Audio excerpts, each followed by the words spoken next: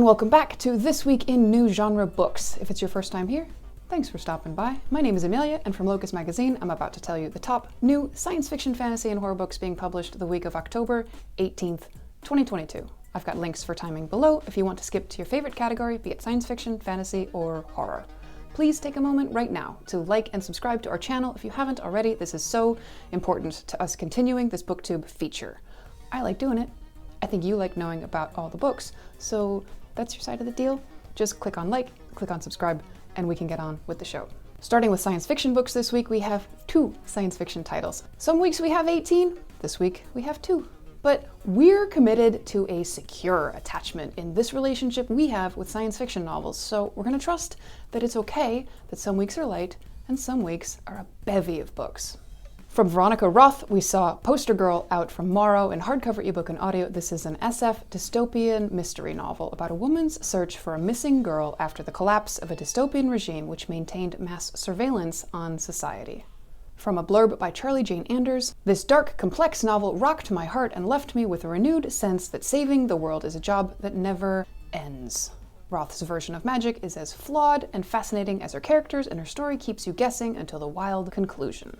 From Amy Pokwatka, we saw Self-Portrait with Nothing out from Tor.com in hardcover, ebook, and audio. This is an SF novel. Pepper hides the fact that her birth mother is a reclusive painter of portraits that possibly summon subjects' selves from parallel worlds. What is the word for that? Other self? Other dimension version of you? And do you shake their hand when you meet them?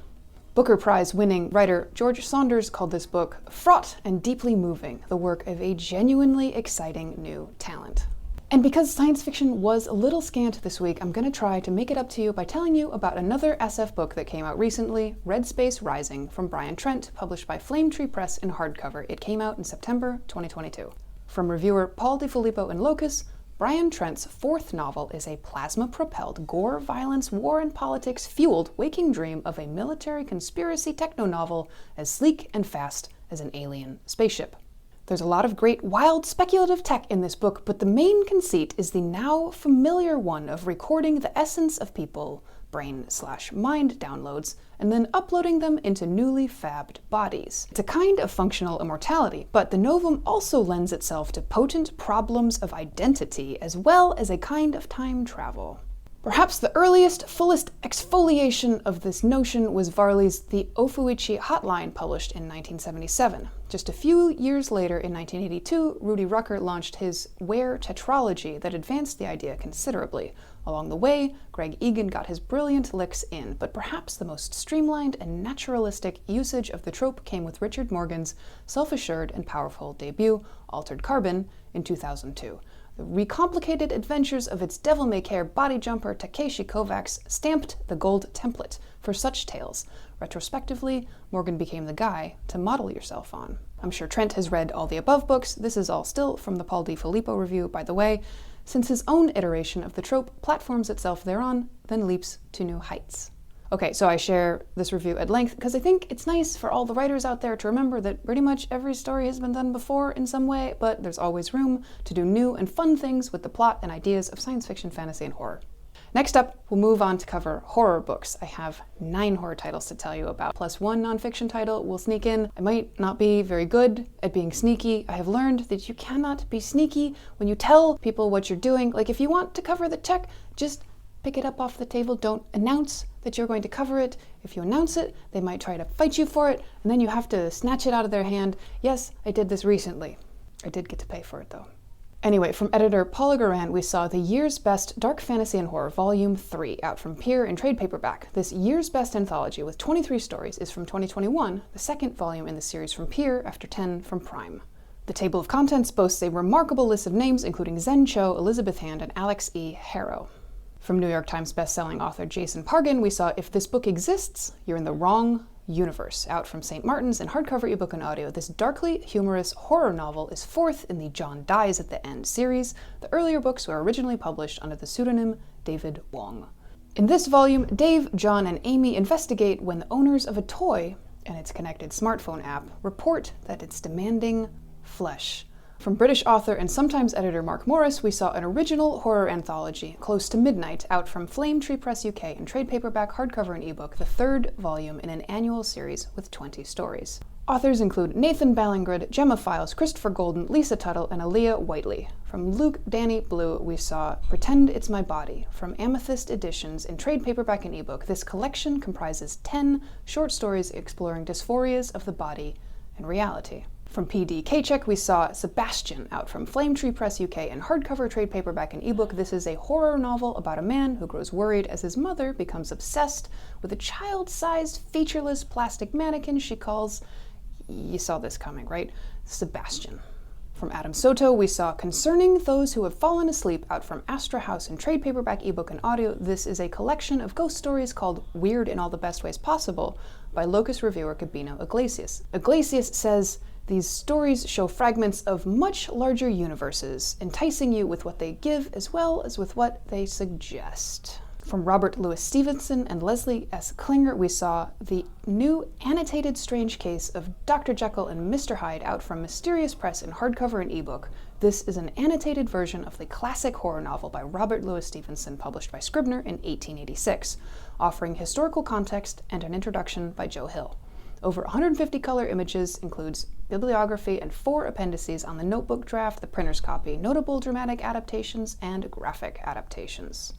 From David Walton, we saw Living Memory, out from Archaeopteryx in trade paperback, ebook, and audio. This is a thriller/horror novel. Paleontologists uncover the remains of an ancient genetic technology that nations will kill to control.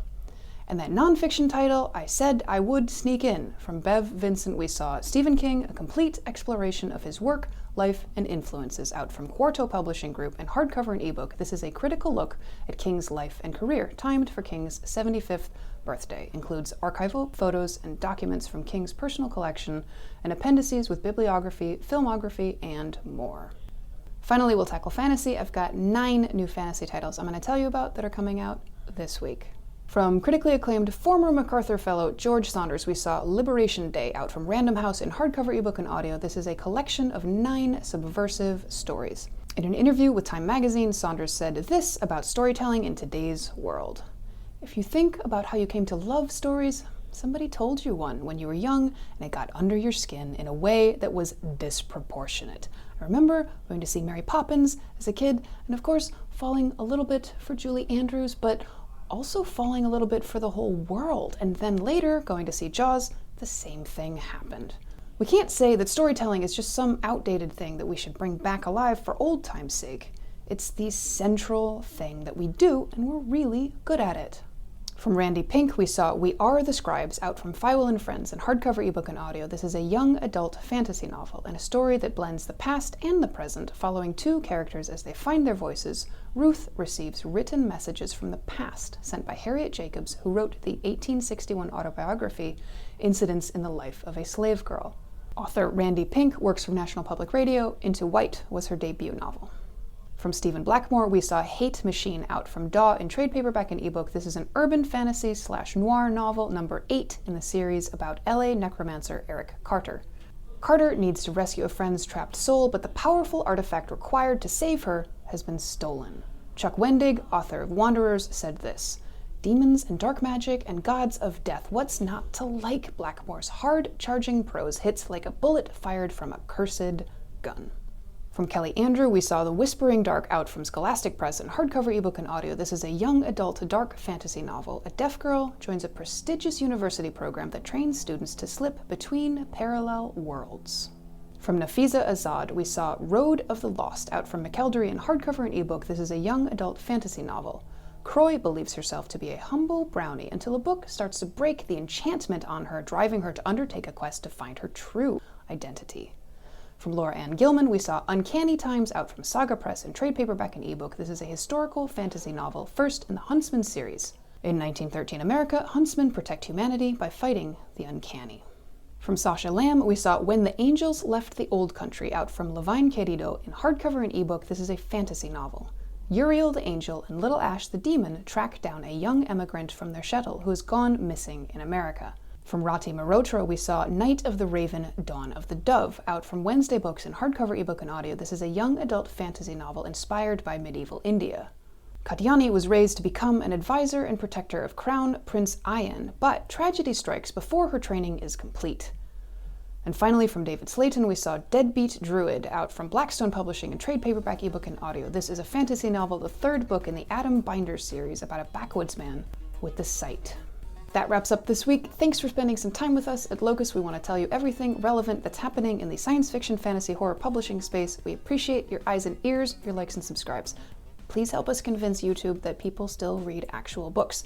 It matters to us if you like the video and subscribe to the channel. We are at Locus Mag or at Locus Magazine on most platforms. Go check us out at our website, www.locusmag.com. You can subscribe to the print magazine. Locus is available in a digital edition. Patreon donations start as low as a couple of dollars per month, and every bit helps. If you like what we do and want to help us keep it going, please consider joining as a patron.